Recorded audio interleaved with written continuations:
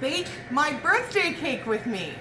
First of all, I want to say thank you to Cindy for the lovely apron when you came to visit me. It's obviously already been well, put through its paces.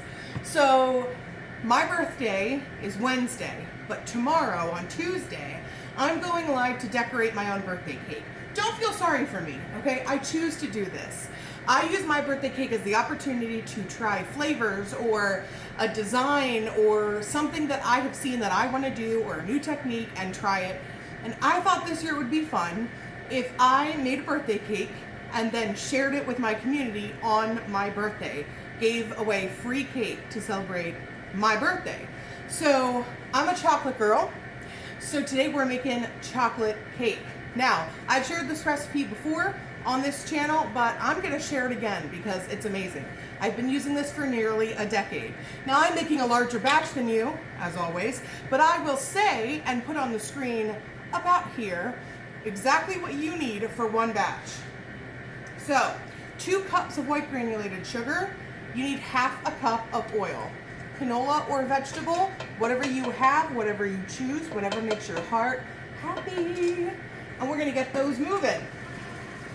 This is a super easy recipe. It is delicious and it has never let me down. Y'all know I wouldn't open a bakery with it if it did, okay?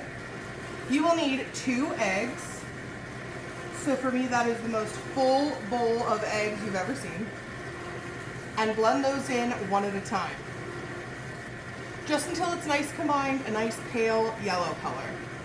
Now, what makes chocolate cake so delicious for me is 2 things. Of course, chocolate. Use good quality cocoa powder. I used to use Hershey's. Love Hershey's. If that's what you have, use it. You want to go dark, use a dark chocolate, even a mix of regular and a black cocoa. I now use Anthony's just because it's more cost effective at the bakery, but it is also delicious. You'll need 3/4 of a cup of that. But if that's not like enough chocolate for you, add more, okay? No one's judging you. I think the original recipe called for less than that, and I was like, no, absolutely not. I like to put that in at this point and get all of this well incorporated before I add any other dry ingredients. All right, that's mixing and mingling. So, for your rising agents, you will need 1 teaspoon of baking powder to 2 teaspoons of baking soda and 3/4 of a teaspoon of just regular salt. So I've got mine in here, and we're gonna shimmy them on in. Can you believe we're almost done with the ingredients already? Baking does not have to be complicated. It can seem overwhelming because there's fractions and math and chemistry and reactions, but you know what? When you boil it down, it's not so hard, and that's what I'm here to help you with. Want to learn how to bake? I will teach you how. Now, I want you to tune into the live tomorrow, 3:30 p.m. Eastern Standard Time, when we decorate this cake, but I thought I would show you making it so you can see it. I asked all of you for suggestions on what designs I should do, which was a mistake, because you guys posted so many wonderful things that now I'm even more lost on how I'm going to decorate it. So I'm going to figure that out tonight. I'm thinking ombre. I love ombre. I love rosette cakes. I love doing ombre rosette cakes. I love a drip. I might have time to make macarons. I love macarons on cakes. We're going to figure it out. But I think it's going to be colorful. Ooh, scones are done. You need 1 teaspoon of vanilla extract, but as always, measure with your heart. Because that vanilla is going to bring out so many delicious, deep, wonderful notes in the chocolate. Okay, 3 ingredients to go. 2 cups of all-purpose flour. This cake does do well if you want to sub gluten-free flour. Just add a little bit more baking soda. Give it a little extra lift. So 2 cups of AP flour. Now what I should have said is I like to alternate my flour with my milk. You'll need 1 cup of milk, 2% or higher fat. A little extra protein in your cake, use a milk like Fairlife. All right, should have said that to begin with. Here I am adding flour. Let's add in our milk. I just go back and forth, a little bit of flour, a little bit of milk, a little bit of flour, a little bit of milk, until it's good to go. our batter is looking battery. The final ingredient is 3/4 of a cup hot coffee. Now, if you're thinking, oh, I'm worried about the caffeine, trust me. Or, oh, I don't like coffee. You're not tasting coffee. The coffee enhances all of the chocolate flavor. You can use hot water if you want, but just trust me on this. Just trust me. Hot coffee. And I like to keep the mixer running and slowly let this get incorporated. Now it's going to be a thin batter then. It's really going to thin out. That feels scary or unusual and you're like, is this right? It is correct. Now I got to be honest with you. I do not know how many 8 or 9 inch rounds or 9x13s or cupcakes you can get out of a single batch because, well, I haven't made a single batch in probably 6 years.